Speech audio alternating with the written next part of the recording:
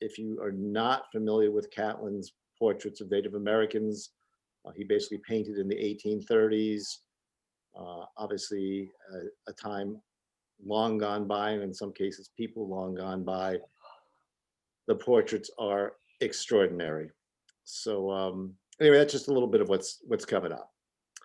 So obviously you are all here to hear Sharon, and probably most of you are fairly familiar with her.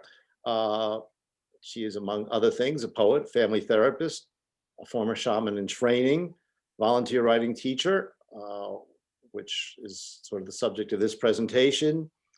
She's been published in a wide array of literary journals. She's got a couple of poetry books, a number of prize-winning chapbooks, many award-winning poems, and among other things, she has been, I think maybe continues to be, teach women's writing retreats, which she developed decades ago.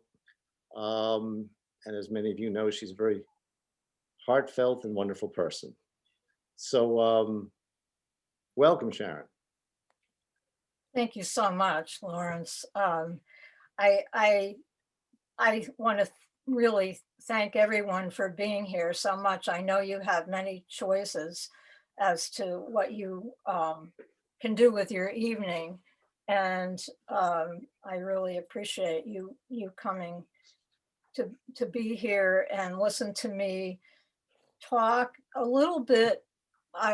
But also I'm excited, as I was saying when I was looking at the group, and maybe there are even more of you, to have more of a discussion, because I've done many of these talks and interviews at this point, because a book came out, I Am Not a Juvenile Delinquent, which is what the book I'll be talking about tonight, came out in June. So because of COVID, it's been a real challenge to do publicity, but I've been lucky enough to get a lot of invitations to do Zoom talks, and I know some of you have been to a number of them. So as I said before, I want to keep it fresh, but I have found that either responding to questions from the host or responding to questions, especially from the audience, is really a great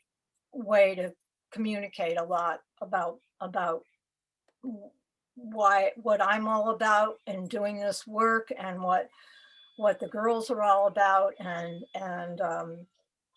so I'm hopeful that we'll have some of that tonight, and I'm excited. I've tried to reach out to some of the participants so they could really give you a hands-on experience of their own participation in the programs, both at the Hotchkiss School and at Touchstone. I'll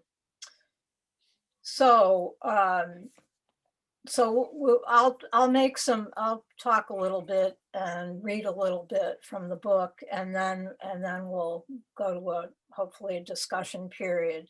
And how we're going to do that is, I think you'll just raise your hands, and Lawrence said that he would just call on you rather than having a chat box. So there was an article in the paper I saw today. My husband brought it into me, a little piece on the program tonight, and it was headlined "Poetry Saves Lives," and which was very an interesting choice that the paper made for the headline.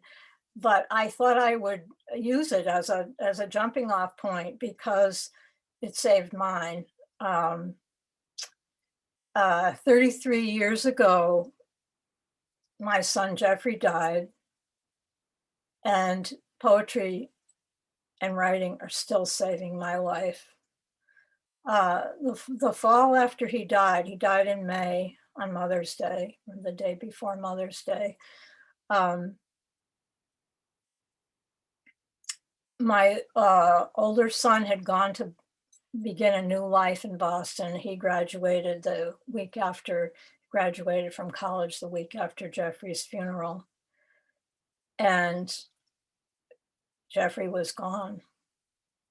So I remember standing in the middle of my kitchen saying, I was left as a mother whose services and attentions were no longer needed.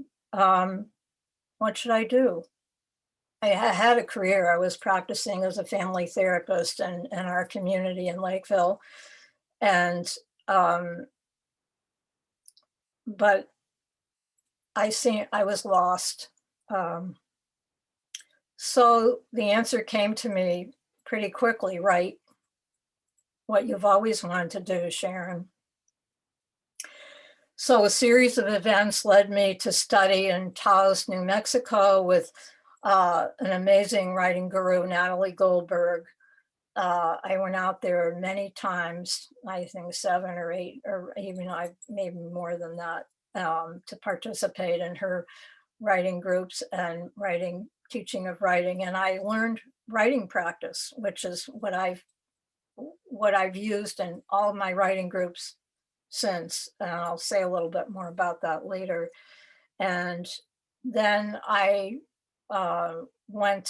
started going to Omega Institute to study with Sharon Olds. I went to California to take workshops with Brenda Hillman and Marie Howe and Ellen Bass and Eileen Miles. And they all were amazing teachers and helped me to learn how to craft poetry, which, as I've said many times to the girls and in these talks, is transformative. Art is transformative. You can take the mess of inchoate, mixed up feelings from inside of you and put it out into a piece of art, and in my case, a poem. And it's a great relief to look at that piece of writing, that poem, and say, yes, that's how I feel. That gets it. I published, as Lauren said, a bunch of books and poems, but I've never been a poet who likes to write alone in the garret. I like, I'm a very action-oriented person. So I wanted to do something with this writing, and I started writing groups for women, now 30 years ago now, and I did them started in my therapy office in Lakeville. But I was restless. I was looking for something with more meaning, more something, I guess I could say. I really didn't know how lost I was. I was stuck in what I've later learned to call complicated grief, or is called complicated grief. The image I use in the book is like a mouse in a sticky trap, unable to get free, still alive, but stuck in the mire of this complicated grief. I couldn't let go of Jeff. I couldn't let go of my grief. I felt that it would be wrong of me to do that. And those of you who have lost someone you love deeply know that sometimes it feels like loyalty to that person to hold on to your grief. And I felt like I wouldn't be connected to him unless I continued to grieve.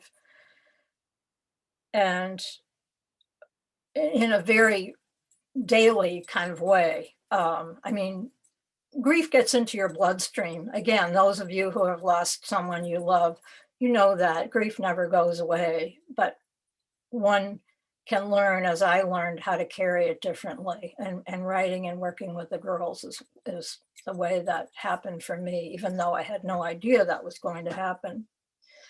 So ever since I was a young girl, and I grew up in the 40s and 50s, where life for women looked pretty grim. It looked pretty prison-like, actually. It was pretty prison-like.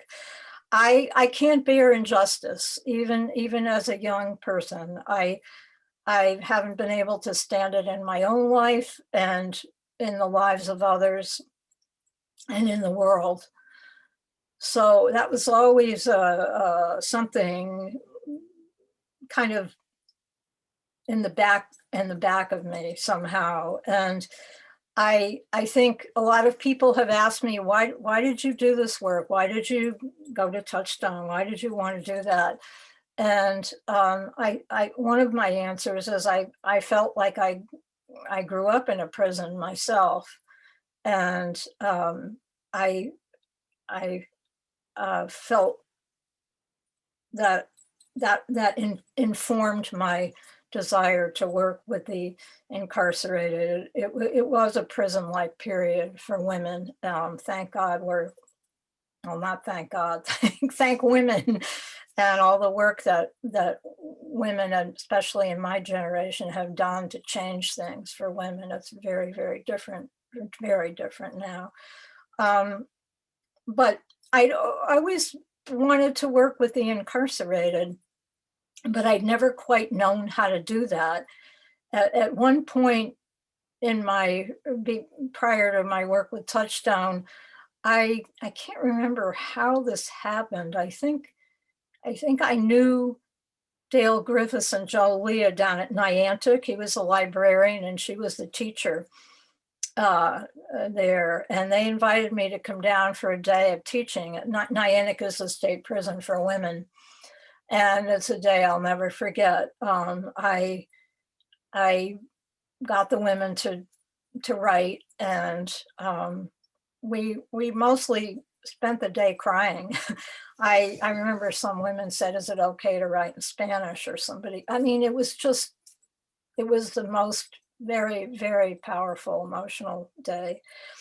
But I knew that I couldn't go to Niantic on a regular basis, even if they would have me, because it's a good 2-hour trip from here in Lakeville. So I knew that wasn't an option. So one day I was at Wisdom House, which is a retreat and conference center in Litchfield, right across the street from Touchstone, actually, although I didn't know that then. And had been asked to do a writing workshop there, and I was talking to Sister Joanne, the program director, who's a lovely woman, a lovely person to talk to. And I was saying, I'd always wanted to work with the incarcerated,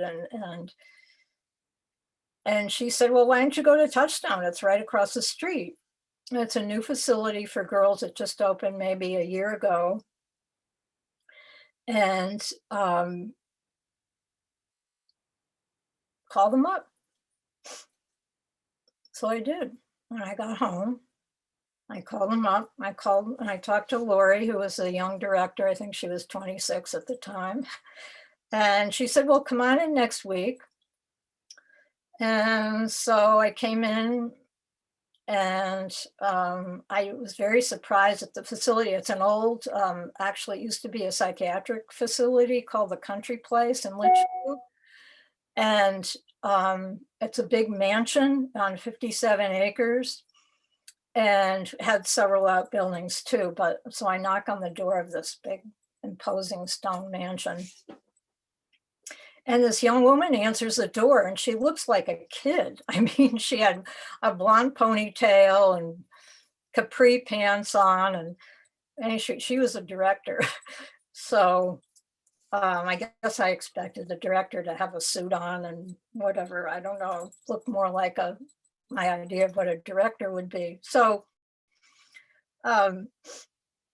we sat down. I had my credentials, my CV, and brochures about my writing program. And she didn't even look at them. She just said, well, what do you want to do? And I said, well, I'd love to do some writing groups with the girls. And she said, well, how would you go about doing that? And I said, well, why don't I come in and read, present the ideas for the program to the girls, and then I'll read them something and then have them write, and then see if they would like to be part of this group. She said, fine. Come next week. I think there were 25 girls there, so I did it in 2 sessions. And I had no idea what to expect, absolutely none. And I was, well, it was 20 years ago, so I was a good bit younger than I am now, but I was still way older than they were. So here I am, this old lady with gray hair coming in, and uh, so the staff marches the girls in, and I call them girls. They made me put young women on the title of the book because that's a politically correct term, and I know that's a politically correct term, but they were really girls, and my girls was what I started to call them after we got closer. And it was really, it's a term of great affection and love. Um, so I talked to them about what the group would be like, and that we would that it would be confidential and safe as I could make it, um, and that nobody was going to share anything outside of the group that was said in the group, and that we would write, and we would have notebooks, and we would write, and we would read and share our writing with each other. And I would write with them, and the staff member who was with us would also write, which, well, that was another story. But anyway, and I said, I'm going to read you a story, and I want you to write your response to that. So I read them the story. It was something, I had this book called Voices from the Hood, which is about a program that had been done up in Chicopee, Massachusetts with young people. And it was a painful story about a drug addicted mother whose daughter came home from school, and she wanted her daughter to do something, and the daughter hadn't done it. And so she killed their daughter's dog. I mean, it was just gives me chills even remembering that story. But I knew I had to go for broke. So that's why I picked something like that, thinking that maybe they would relate to it. Oh my God. And they all wrote and wrote.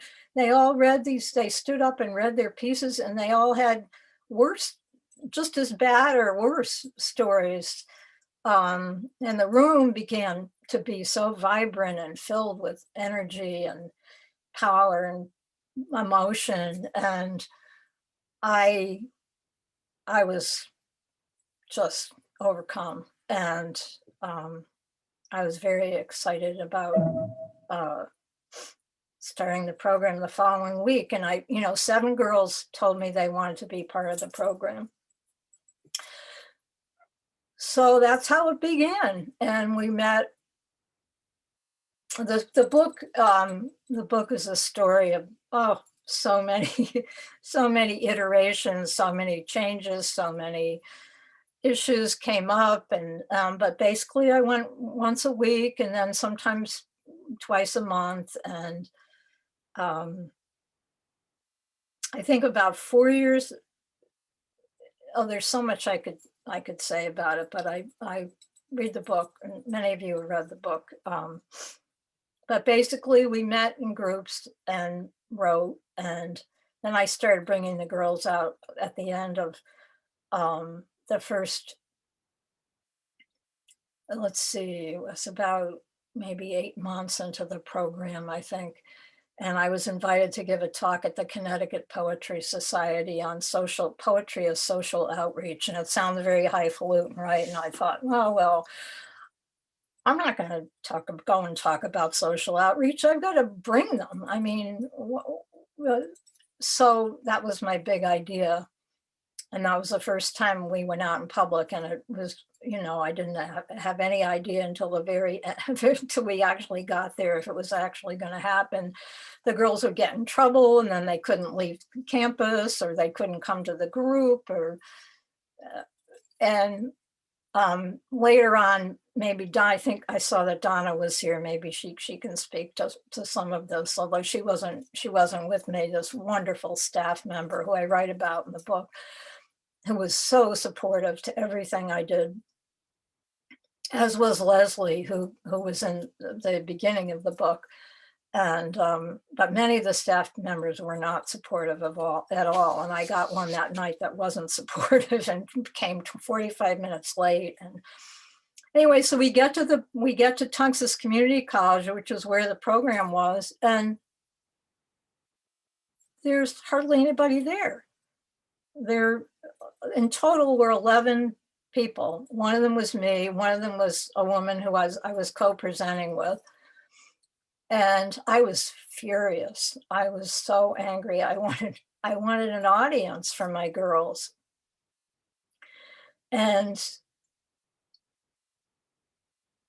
But we went ahead and they read. I think I had 5 of them with me.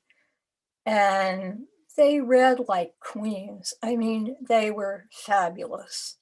And afterwards, everybody flocked around them and they gave them Connecticut Poetry Society mugs, which the girls held up like trophies. I mean, they were just glowing. It was, even though there were so few people there, it didn't matter to them. It had been an astounding experience for them. And somebody asked us to be on TV, and somebody else wanted us to come to their classroom, and they just told the girls how wonderful they were and how powerful their writing was. And it was a perfect example, another thread that goes through the book, of how I struggled with all my Buddhist beliefs that I was trying to learn and bring into my life. And being attached to outcomes is one of them. And I was always attached to outcomes. And that was a perfect example of, I was attached to outcomes, and, you know, I got surprised. Anyway. So I'll just talk a little bit more and then tell you a little bit more about what happened in about, I think it was 2004. I started in 1999. And I was out grocery shopping one day in the Grand Union that used to be in Millerton, which isn't there anymore, and met Sarah Thames, who was a teacher at the Hotchkiss School.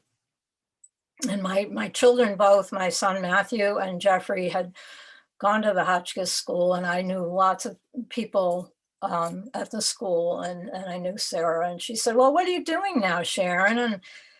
And what are you doing these days?" Because I hadn't seen her in a while. And I told her what I was doing. She said, "Oh, you've got to come to Hotchkiss. You've got to come and bring them there for a reading. I'll set you up in the Black Box Theater." And I'm like, really? It's like, even though I was really trying to get the girls out and had organized readings for them with what I call my white privileged world, because all of you live up here and it's pretty much of a white privileged world in Litchfield County. And I wanted to have their voices heard. And I should have realized that. Well, anyway, I said, 2 different worlds, 2 different sets of teenagers. How could that ever work? And she said, "That's why it will work. You have to come." So we did. And after the reading, which was fully attended by students and faculty, and the place was full, and everybody just sat back in awe. I think they were just kind of blown away. And Nancy, who I think is here, I'm not sure if she is or not. She said she was coming tonight. She was a teacher in the Human Development Program, and she came up to me afterwards and she said, "Sharon, we need you. We have to keep this going somehow." And I said, "Well, we need you too." I could see the electricity and the vibrancy that was happening between these 2 groups. And so, thanks to Nancy, for 11 years. We had in addition to my work at Touchstone, we had a collaborative program with Hotchkiss, the Hotchkiss School, and we tried to meet every other week. It didn't always happen every other week, but, and we tried a lot of different venues, and finally we settled on a classroom, and we got pizza. Nancy ordered pizza from Dino's every week, which was a big selling point for everybody. And we would write, and the two groups of girls, it was amazing, really. I mean, I know Natalia is here. Maybe she can speak to that a little bit, what it was like for her. But it was a very profound experience, I think, for many of us who, if not all of us, who were involved in the program. I had a Zoom reunion with, there were 53 girls, I think, that came through the program in Hotchkiss, and we had a Zoom reunion a couple of months ago, and wow, it was just wonderful. And so many of the young women are doing great socially justice oriented kinds of things too now. And I stay in touch with many of the Touchstone girls. They're all women now. Some of them are in their 30s, 35. I think Shamir is 36 or 30. And Molly is here tonight, and I'm hoping that she was in one of the last groups, and I write about her. She's one of the young women I feature in the book. Amazing writer, wonderful human being. And she hopefully will read one of her poems. Ellie, I don't know if you're here.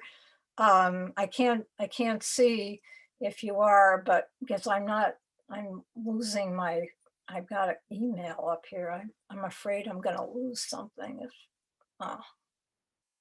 if I take down my email. How can I get rid of this? I can't see who's here, but many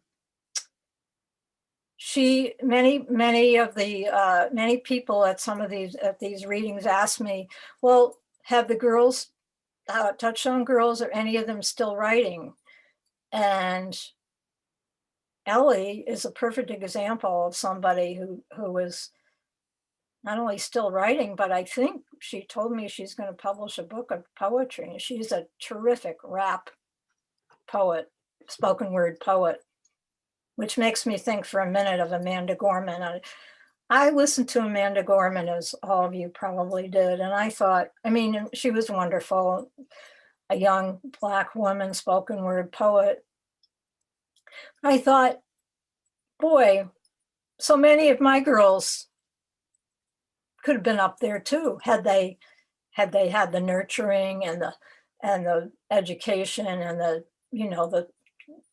skills teaching, and also the dedication to continuing to work with their poetry, because they are tremendously talented. They have rhythm and drama and all the things that go into especially spoken word poetry.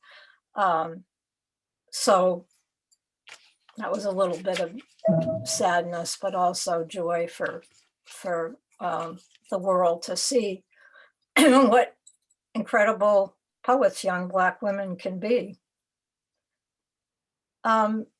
Lawrence, what time is it? I'm losing my. I want to get rid of this email. About 7:30, a little after 7:30. Okay. Did you want to perhaps read a passage? Was there some passage you wanted to particularly endear to us? Okay, I'll do that. And I definitely want to have time for discussion. We've got a little time, and we don't have to end right at the hour. Okay. When I was thinking about what to read tonight, there are several things I considered, but I pulled something out of the middle of the book. I thought it would give you an idea, a little bit of an idea. I don't want to read too long, because I think sometimes that can be very boring for people to listen to somebody reading. But to give you an idea of what our sessions were like. And this is a chapter in the middle of the book. I'm not going to read the whole chapter. I'm just going to read part of it. Well, the chapters are pretty short. It's called Just Read, Sharon. And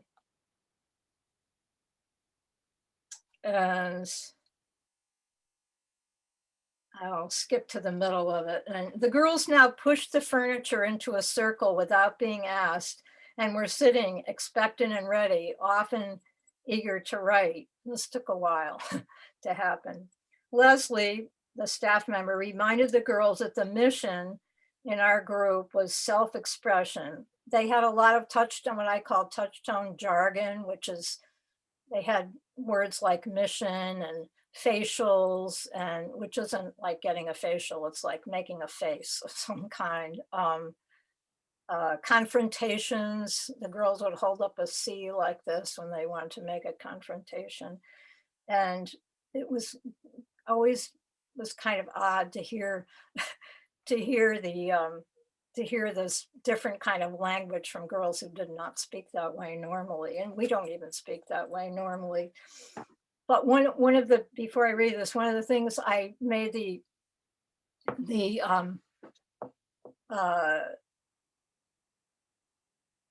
uh, staff at the administration at Touchstone, I made them understand that they needed to allow the girls to use their language. And there was a rule, there were lots of rules, expectations, they were called at Touchstone, about what they could and couldn't do. And they weren't allowed to use ghetto language or slang, or certainly not to swear or use the F word.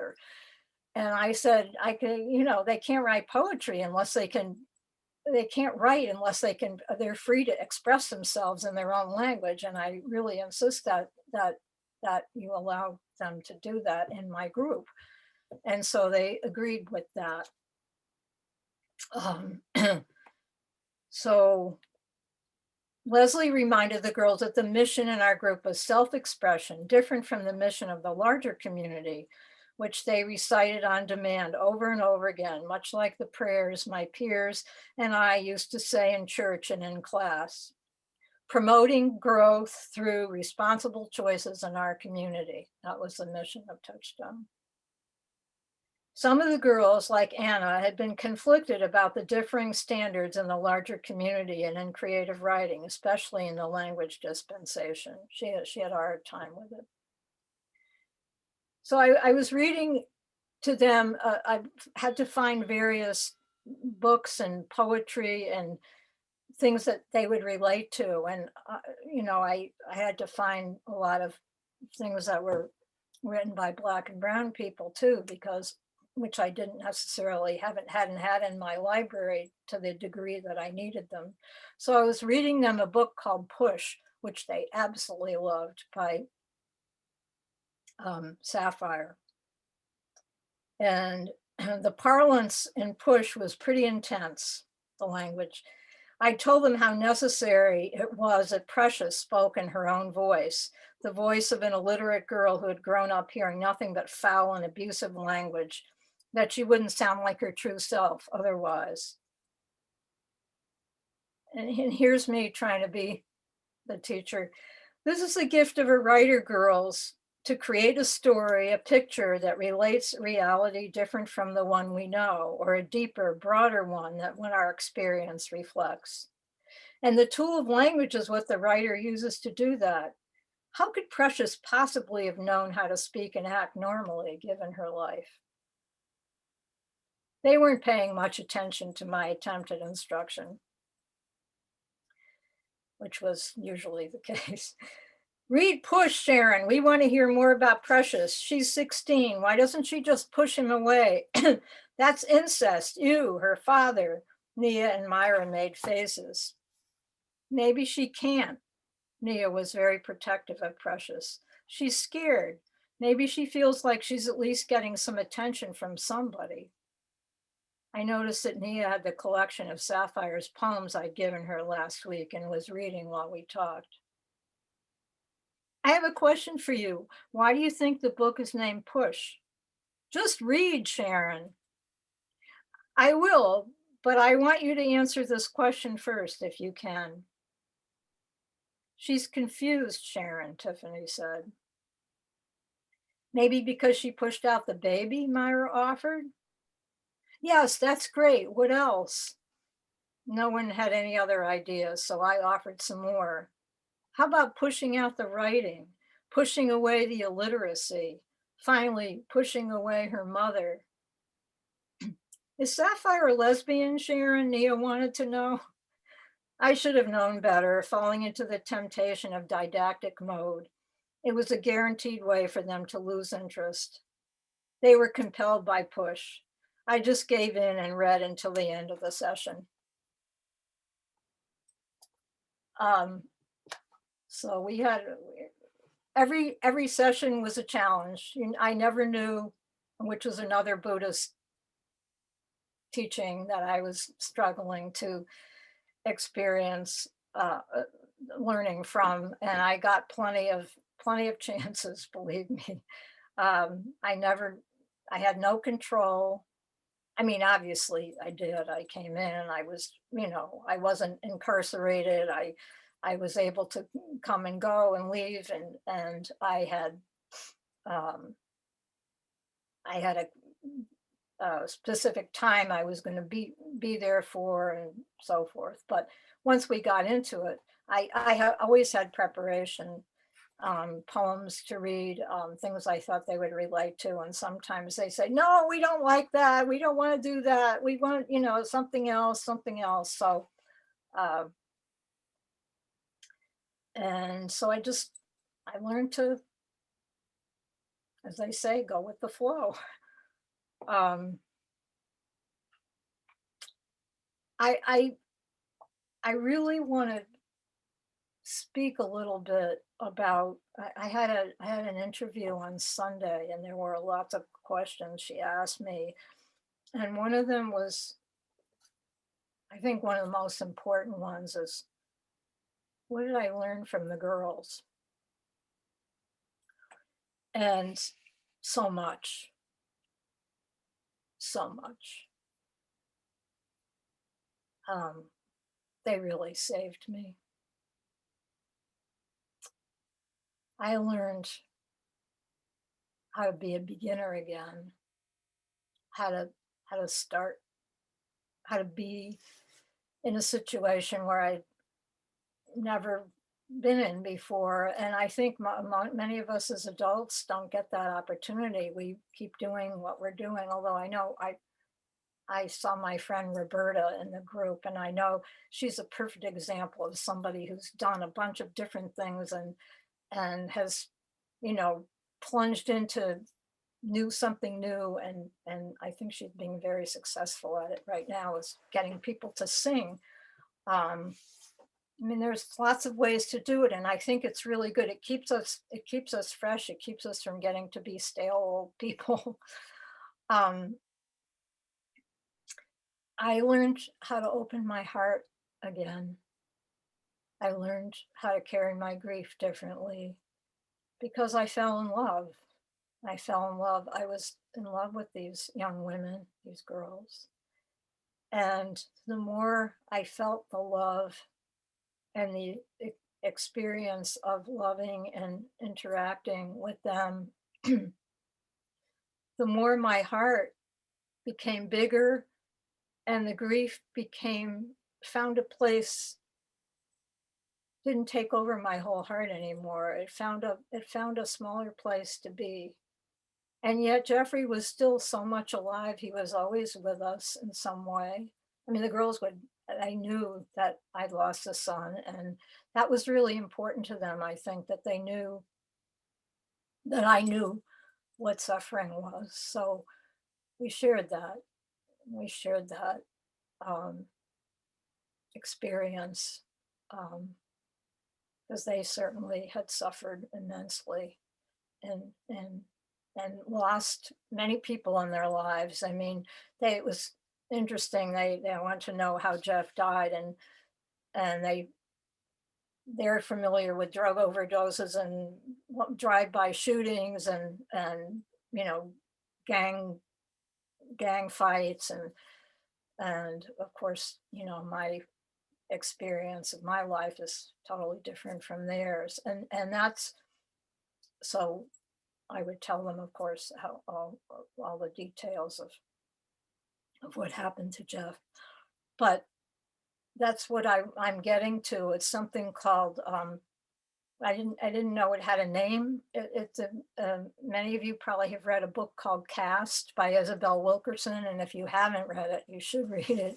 It's a very powerful, important book, which I recently finished. It's very hard to read, and she talks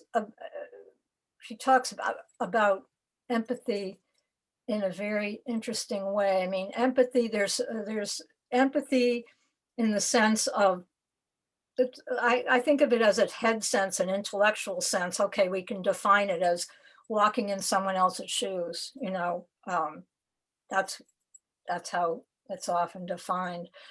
But she talks about the importance of something called radical empathy, because the whole book is about the caste system in our country, and you know how obviously those of us who are white are in the upper caste, and those of us who are black and brown are, and also, you know, labeled delinquent. I mean, they had that the world assigned labels to the girls that I worked with, and I want to blow that up.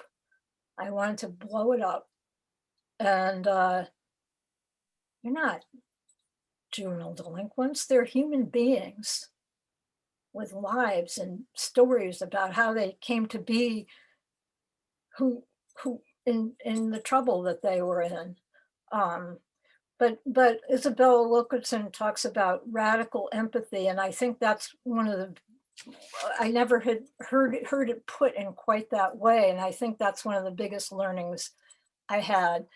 Is it's and chances I had in this big white Litchfield County to really create a bridge over a chasm of experience of two different groups of people, where we could reach across and really get to know, how does she put it? It's a kindred connection from a place of deep knowing that opens your spirit to the pain of another as they perceive it, not about what you think they're experiencing, what they perceive it, and listening, and not only did was my life enriched by that listening and that grasping in this incredible opportunity I had to and privilege that the girls gave me of trust and allowing me to know them. Um, I I I was able to help others have that experience as well, and I just I am so grateful for that. Um, so I guess what maybe now I feel like I've been talking and talking, and I'm very frustrated looking at my email here, and I don't want to get rid of this email. Well, Um, Sharon, it seems to me there's sort of two agendas you pose. One is for people to ask some yeah, questions. yes, You also mentioned perhaps whether you or one of the girls wanted to read a poem. So I don't, yes, I definitely I wish I could work out this um, so I can get the gallery view. Let's see if I can get more of a gallery view. I'm not sure. I've lost. I think, hey Sharon, it's Sure. Jetson. If the host could unpin Sharon, and then Sharon, you can click on the side, and there should be a thing that says active speaker or gallery view. It's either on the left or right. I've got the gallery view from, I've lost the, what? Just get rid of this. Get rid of this? Yeah. Go up there. Just get rid of it. I don't know how to get rid of it. Okay, get rid of it for This me. thing. What? We're getting some help here from the, so I can actually see people. There we go. Okay. Yay, okay. Now, Now, okay, now I can go up there. Okay, now I can get gallery. There we go. Thank you, John. My husband. Oh, Lynn, hi. Oh, wow, this is so wonderful. So I did want to read a poem called I Am Not a Juvenile Delinquent, which I often have been asked to read. And then Molly, who is here, has a poem in the book that I'd like her to read. That's an amazing poem.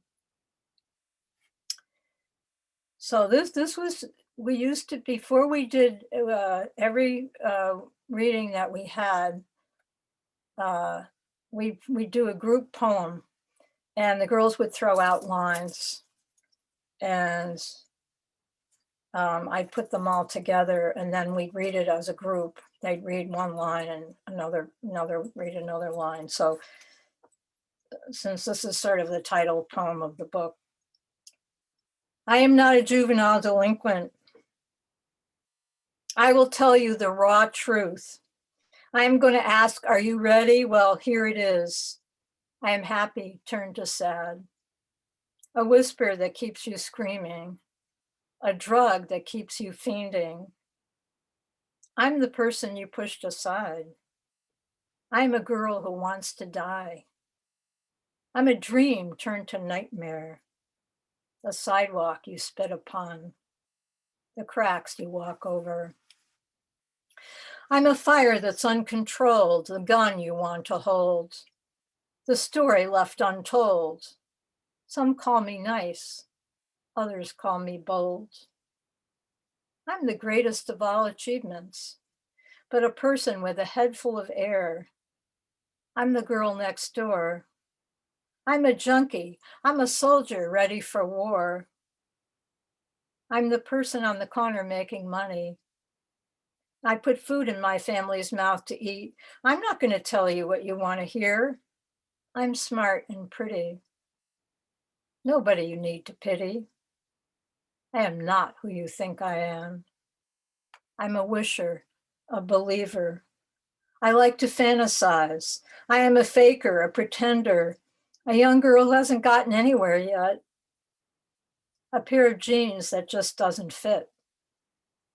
My mother's on drugs. Where are you, Daddy? I'm the person who makes you forget what you enjoyed, but remember what you survived. Just look into my eyes. Tell me what you see. Do not label me. I am not a juvenile delinquent. I always brought down the house. I have about 10 of those, I think.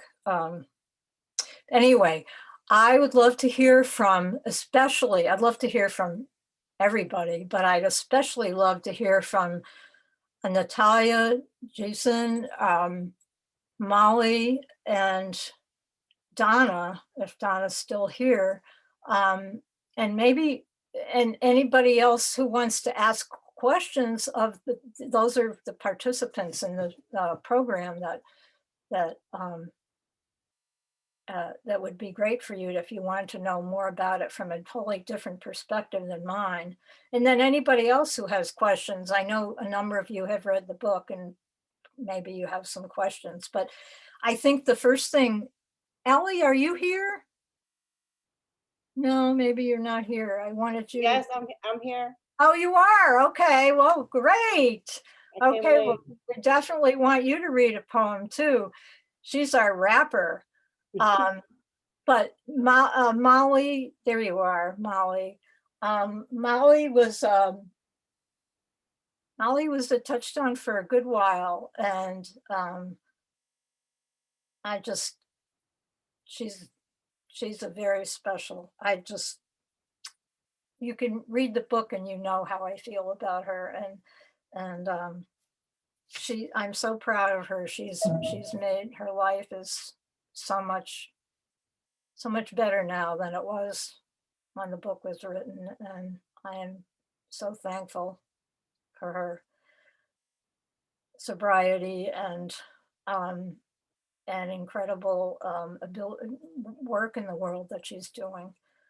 So, and I really appreciate her being here tonight because I know she's going through some hard personal stuff. But I always like to read her poem too, which she read, which she won. I think she won first prize at our poetry festival with it. And so I'd love to hear her. I'd love to hear what she has to say about what I've been talking about and the program. And I'd like to hear her read. I know you would love to hear her read her poem. These are my friends. Do you have it with you, Molly? Molly? Yeah, I do. Sorry, I had to unmute. Yeah. Do you want me to do that now? Yeah, let me just close this door. I want you to read it. Okay. I want everybody to hear it. Yeah, I have it. I have it right here. Okay. These are my friends. This is my friend, the baby that has a baby, both junkies, and says I love you in between pushing opium grains down its throat. This is my friend, the girl who cuts her arms to ribbons just to get sewn back together until she resembles nothing more than a cruelly made rag doll. This is my friend, the scared little boy who runs from homeward fists, drinks away his bruises, jumps into a car to party, only to drive neatly into a splintered tree. This is my friend, the junkie who discovers he has AIDS, learns the only two he loves he's passed it on to, and when the guilt overwhelms, he overdoses on the one thing that brought him comfort.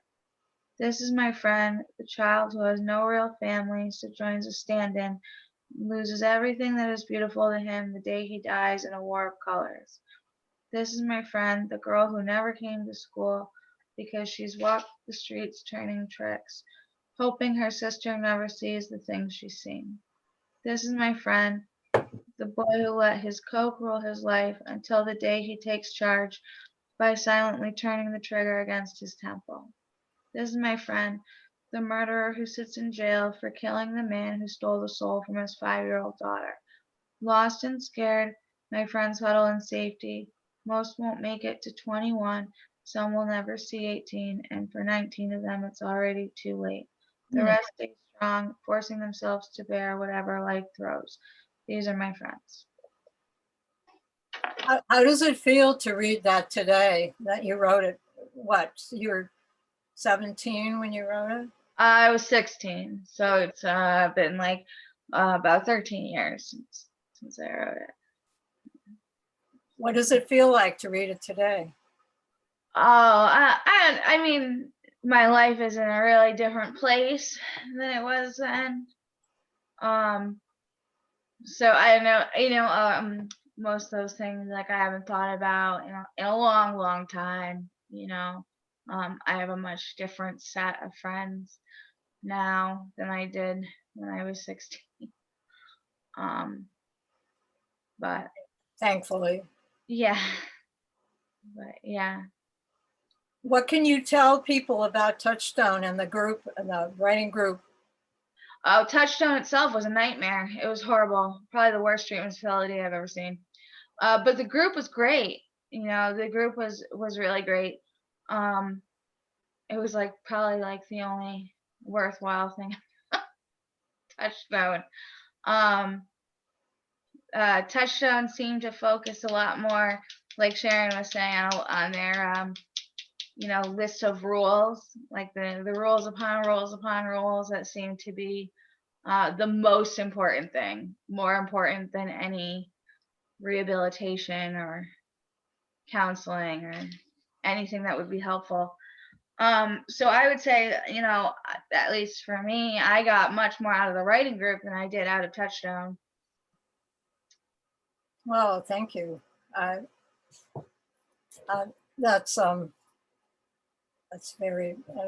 very good to hear, although I'm sorry that Touchstone wasn't able to do more for many of you than it did, but it's interesting with the therapists or the clinicians at Touchdown used to say to me, how do you get that out of them? Because I have to say the girls, the way they talk, they didn't talk to their clinicians that openly or anybody that openly really, but in the group there was a tremendous amount of trust and just willingness to tell their stories. Donna, are you here? Yes, I'm here. I saw your name right now. Maybe you have something to say after Well, you. I can't say too much because I'm actually still here at Touchdown. Oh, okay. Donna, And I'm actually working today. I'm working a double. So hi, Molly. It's great to see you, honey. You look wonderful. Hi, Donna. And you were great. I didn't mean those things about you, just the place Oh no, itself. I understand that. I understand that. But I'm And I still hope here. it's improved. I will say I Yes, don't it have any has. idea how it's doing now. So this was all 13 years ago. It was not great. Yes, it has improved. So and Donna is the staff member that you would want to have 50 of them, but unfortunately there are very few Donnas. I write about her in the book too, and I was so grateful for her. She was a staff support for the group for when Molly was in it, and she came to thank you. Touchdown. She came to Hotchkiss. Nancy Absolutely. is here somewhere. Yeah. Yes, I saw her. Yeah, and so I was very, very lucky to have Donna, and we've remained good friends all these years. Yes, I'm lucky to have you as a friend. You're very special. You're very special, and the girls, it's very lucky to have you. I want to hear from the Hotchkiss girls, women. Now you all are grown up, but Ellie, I'd love to have people hear from you too, and speak a little bit about what Touchstone was like for you, and maybe read a poem. I write about her a little bit in the book. I don't have one of her poems in the book, but she's a very gifted poet. Can you see me, Sharon? I would like No, you I to see can't. me too. If you click I on just see view your- and click on speaker, you can see me too. I see your name. Okay. Well, good evening, everybody. I guess Can I was in everybody- one of can your very first groups because I'm probably older than the other ladies on here. I'm 37. I was in Touchstone when I was Oh my God, 17. you're 37? Yikes. Okay.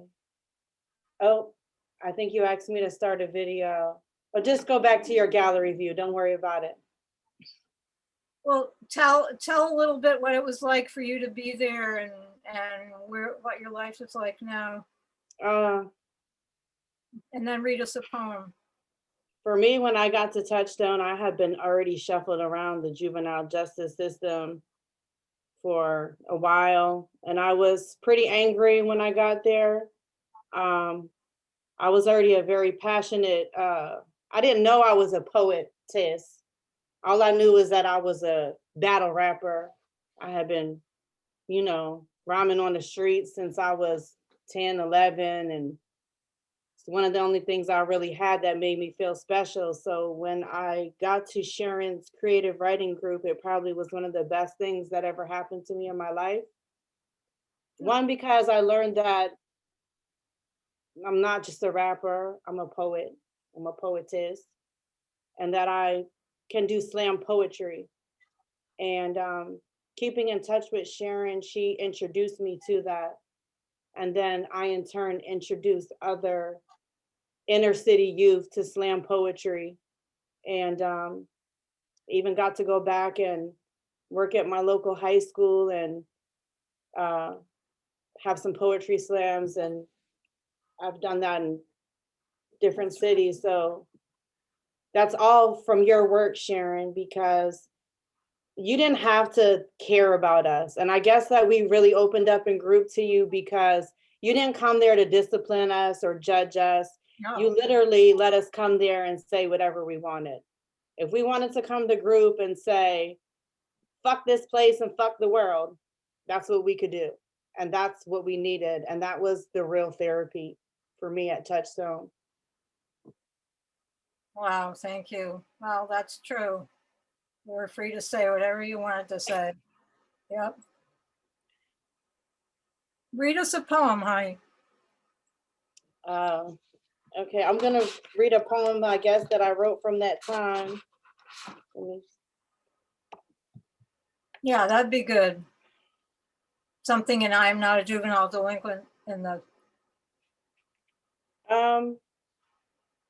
I have a poem I want to read for you guys. It's not in the first, I was in the first anthology, and I think I had a really long poem in there. I don't really want to read. It's not really relevant right now, but I have a, let me just find it. In my book that's coming out, and I'm very thankful that you wrote the foreword, Sharon, because it really touched my heart. This poem is called Before Submission. oh, Sometimes my past is kicking my ass because I thought I was forced to sell crack, but that was part of the trap. The way they trapped me with handcuffs, cover-ups, and bluffs. Strip searched in a cold cell. I once was close to steps to heaven, then I fell back in a cell. Heart swelled with the reality of misguidance and I gotta eat. I knew enough to be tough. Knew too much before I knew how to multiply and divide. I was adding and subtracting good and bad deeds before I was even old enough for accountability. I counted how many times high in family's eyes. Counted friends who said they would be there to the end, and I've seen the end almost every time I've had a friend. I knew too much before I knew how to tie my shoes. I was dissing shorties in preschool because they wasn't cool enough to roll with my crew. Days I knew I was being fooled, still I had to do what I had to do to get through. So suddenly I realized the hardest thing to do is submit completely to reality. My peoples had managed to find high-paying jobs with just a high school degree, but they were shaky mentally. The things I knew shook my mind till I accepted them as fine. The way they took my crime, suppressed intellect, unleashed it in rhyme. And come to find out that even my rhyme was crime. Because they was drunk and high when I was rapping about God, they couldn't hear me. And they still drunk and high and can't hear me. And I'm still rhyming about the crimes I used to do, trying to free my mind of what it was fooled. And crying because little over the age of 9, they got me drunk and high. And asked me to forget about God and focus on crime. They ain't know they was preparing me for doing time. And it was during that time that God I did find. While I was strip searched in a cold cell, I once was closer steps. Then I stepped it up and I'm still stepping.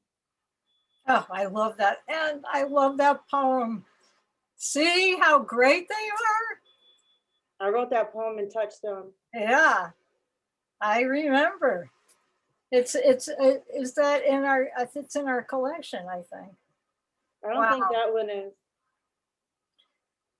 Well, I want to give some other people, I want to give the girls from Hotchkiss, I know, I think there are 2 of them here, and I want to hear from them too about what the group was like for them.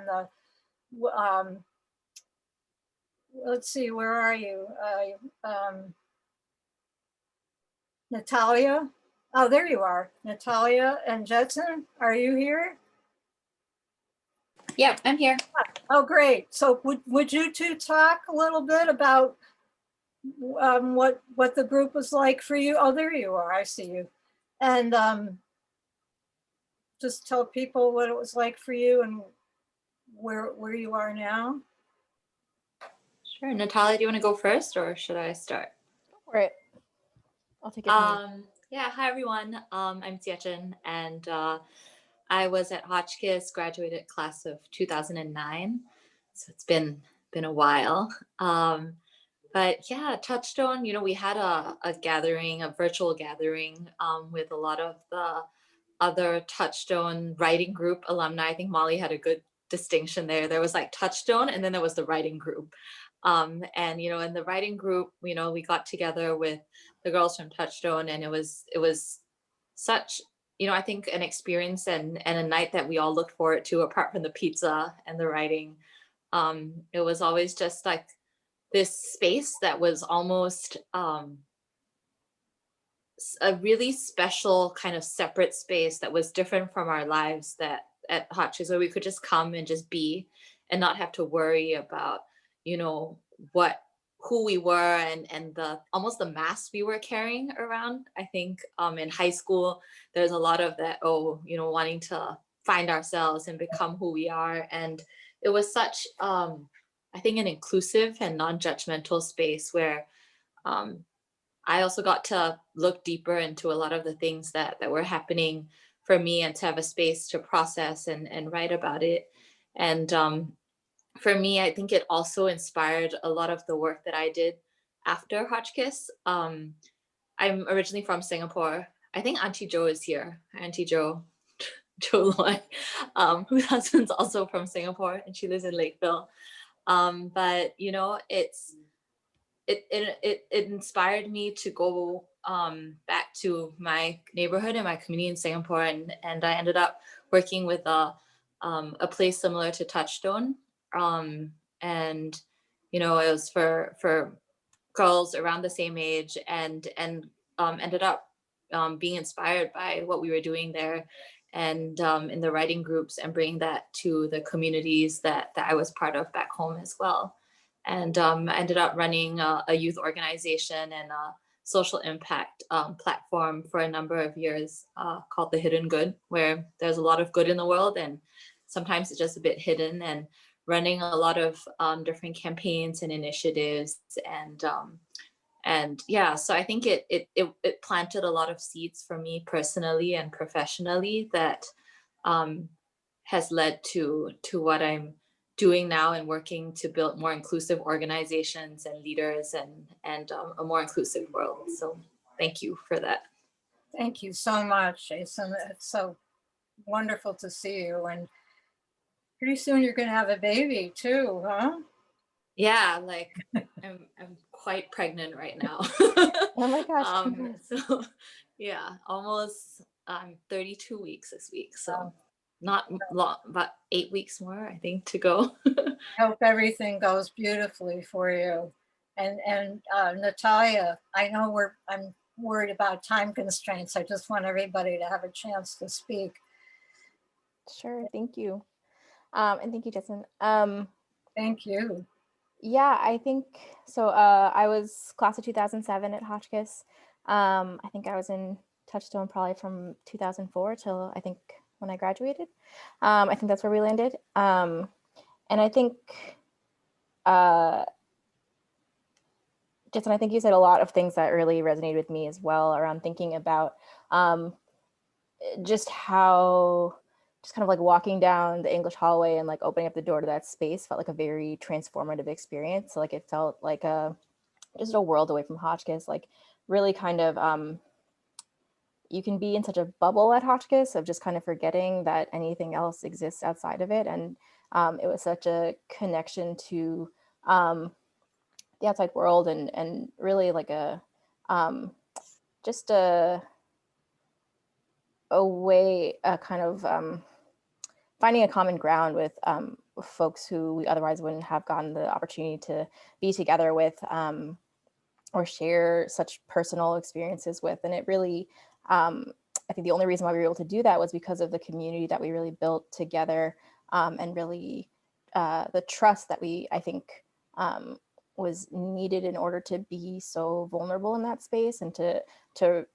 see each other as girls, and to be able to kind of share those experiences and write together and be brave enough to share together, and that we really felt support in that space that we could do that.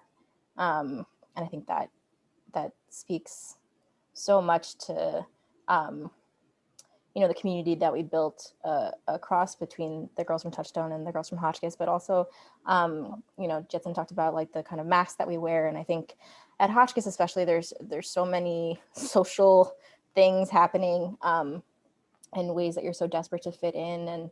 And this was really a place where like we could kind of escape that and kind of be a different version of ourselves, a more honest version of ourselves, a more vulnerable version of ourselves, even among peers who we might not otherwise feel that comfort. But it was, you know, the trust of knowing that we were in that space together, I think allowed us to move past those barriers. And I think in terms of my work now, I definitely continued writing. I continued writing while at Hotchkiss. And then I was a founding member of a spoken word group at when I was in college. And I now work at a nonprofit called DreamYard, which is founded by 2 Hotchkiss alumni. And we are an arts and social justice organization. So we have a cohort of teaching artists, and we work in public schools in the Bronx.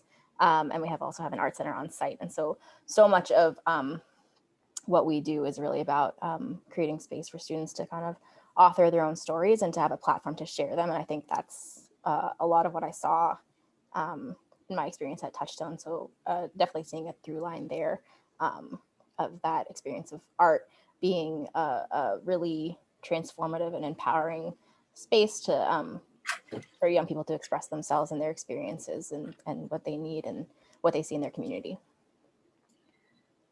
Wow, two stellar examples and experiences to share with you. I'm so proud that they could be here tonight to expand on what I have to say and share with the audience what, you know, what they experienced in the group and what they're doing now, and what and Molly and Ellie as well, and Donna and Nancy. There's Nancy. Without Nancy, we wouldn't have had a Hotchkiss group, or a Touchstone as they call it at Hotchkiss. She's my co-collaborator, and she's also a character in the book. Really hit the jackpot tonight with people from the book. So Nancy, do you have anything you want to say?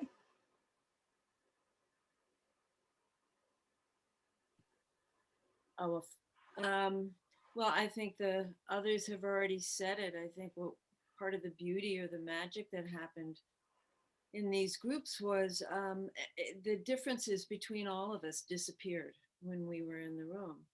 Mhm. And we were just human beings, women, writing about experiences of our lives. And there was a whole range of stuff. And I think, as the others have already spoken to, there was a certain freedom that came and an automatic trust that allowed all of us to write pretty freely and real. And it was, you know, it was especially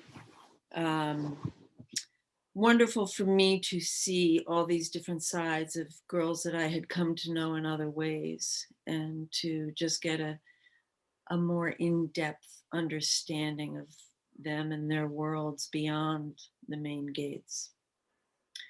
I also did see, I think I saw Olivia Ryder's. Oh, Olivia too. Oh, I did. I can't see all the names. Olivia, if you have something to share, please do. Hi all. There you are. You're just a black box though. Yes, just with my name. Unfortunately, my camera's not working at the moment. Yeah, just I mean, just to echo what everybody has said, the importance of this group as it I think my sister might have said this in our meeting, but also the value of listening was something that certainly has been instilled in me, just like the value of people listening to what I have to say, like the value of my own voice, and kind of letting it ring out, and then the value of taking the space to hear others and really, really hear them, I think was something that certainly is a part of my life. I am just post college at the moment, so haven't really haven't committed yet to the kind of professional world in quite the same way as others have. But I'm sure I think about Touchstone almost every day, actually. Wow. Thank you. Now, were you and Molly together in the group? I think I might have been at the very end, in, you know, because I graduated in class of 2015. So very Oh, recently. maybe. Mhm.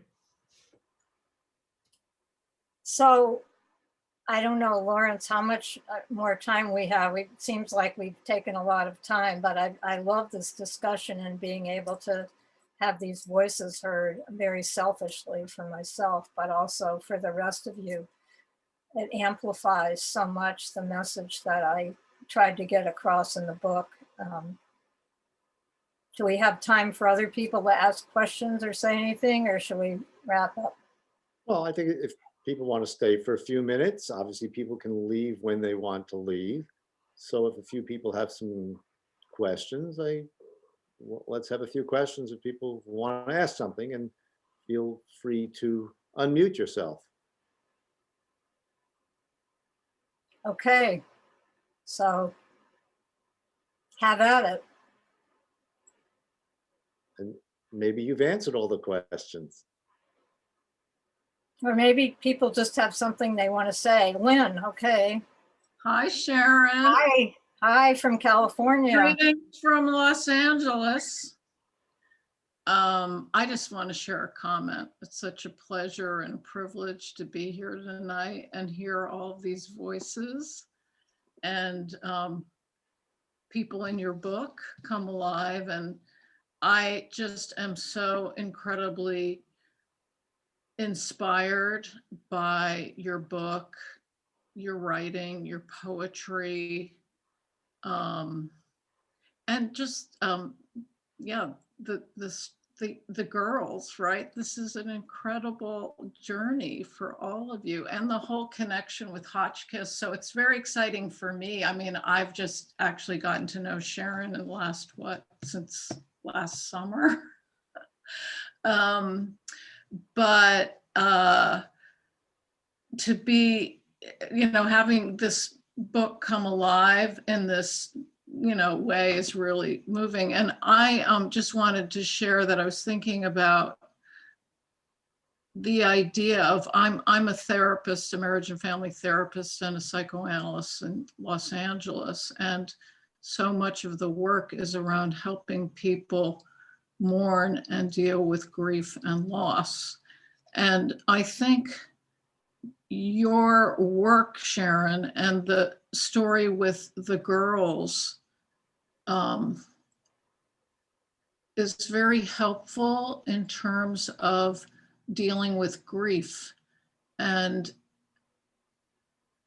I think right now, I was just thinking about, you were talking about feeling like a mouse caught in a trap around the death of your son, stuck. And it doesn't compare in terms of the death of a child or some of the traumas and losses that your girls have gone through, but there's something about the trauma right now of how trapped we all are in the pandemic and all the other multiple traumas, with everything going on in the world and in this country, and how trapped we are. And as a therapist, it's, a lot to hold, and just sort of, I just want to thank you, because I think there's something about your writing and the gift of poetry, and that helps us to deal with the just stuff that can feel pretty unbearable.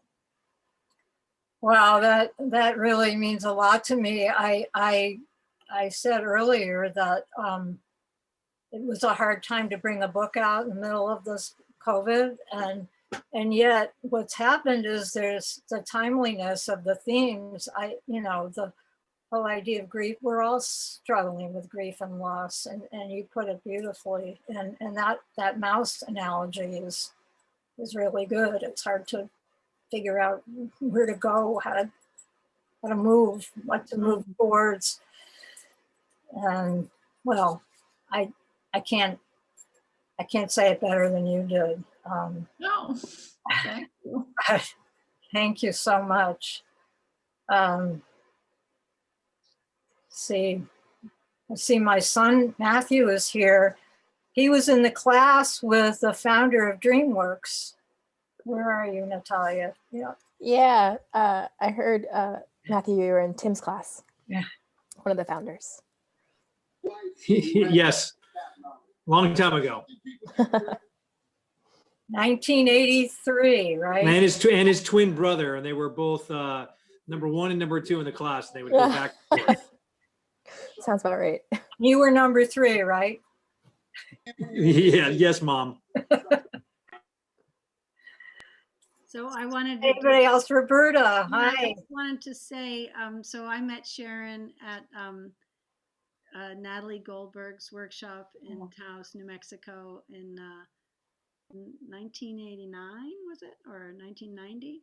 Probably 1990. Yeah, and it was very fresh. Jeff had just passed, and it was, she was pretty much a basket case. I mean, That's right. I write about that in the book. yeah, and so it's really, we've been in touch off and on over these years, and so it's just a beautiful thing to witness the kind of the human spirit, which is personified in your work and the work of these young women, and what we can recover from and our strengths. It's very moving and beautiful. So thank you for sharing that with us. Thank you, Roberta. And I was a basket case, but you were part of the basket that helped to hold me. Yeah. And I deeply appreciate that. It was raw. Yeah. But it was, what is that? The alchemy of, turning that into gold, but, we're witnesses. So yeah, beautiful. Thank you. Thank you. Thank you for everything, for your friendship. So if anyone else has anything to say, I think this is the time to say it. And I am deeply grateful to the other other friends here that mean a lot to me, and just very grateful to you all for being here tonight and reading the book. And the girls are making me miss you terribly, and don't you miss them, Nancy and Donna? Oh my God, I missed you, Molly and Natalia and Judson and Ellie. It's really, and Olivia. Wow, big hug to all of you, to everybody, and I guess we can end now. If there's nothing else anybody wants to say. I think it's been an amazing night for listening, and a skill that we all can use some help developing, I think. And I've loved listening to all of you. So, and I hope you take away something from the evening, and I hope the interviewer on Sunday asked me if there was anything else I wanted to say at the end, and I said, yes, there is. And it's about that radical empathy. It's about wishing everybody who had the opportunity, to find the opportunity to go out into the world of difference from us and find a way to make a bridge and enrich your life by knowing the other and finding a way to do that. And there are lots of ways to do it. Mentoring young people, working in schools, working in facilities, becoming a therapist. That doesn't necessarily do it, actually, but there are many, many ways, but I'd like to leave you with that. It's what the world needs right now more than ever. So thank you, Lawrence, for hosting this. Wonderful. Well, thank you for inviting me to your circle. It was wonderful. You're very welcome. Good night, Thanks. all you lovely, wonderful people. I love you all. Thank you. Thank you, Sharon. Thank you so much. Bye. Night. Good night. Bye, Sharon. It's Barbara. Hi, Barbara, my high I'm school, here. my I'm- oldest friend, my high school friend. I'm here. It was great. Oh my gosh, a lot to talk about. Another. Yeah, thank you. Yeah, I'm glad that I tuned in to all these wonderful people that were talking. It was great. Okay. Great. Good night. Bye Good bye. night. Good night, Bye, honey. everyone. Good night. Good night. Good night, Bob. Thank you. Good night, Deborah. Good night, Sharon. Thank you so much. Thank you for being here. It was a privilege and a real privilege. Brand new friend. Give Sydney a hug for me. We'll do so. Thank you. Big hug, really. Yeah.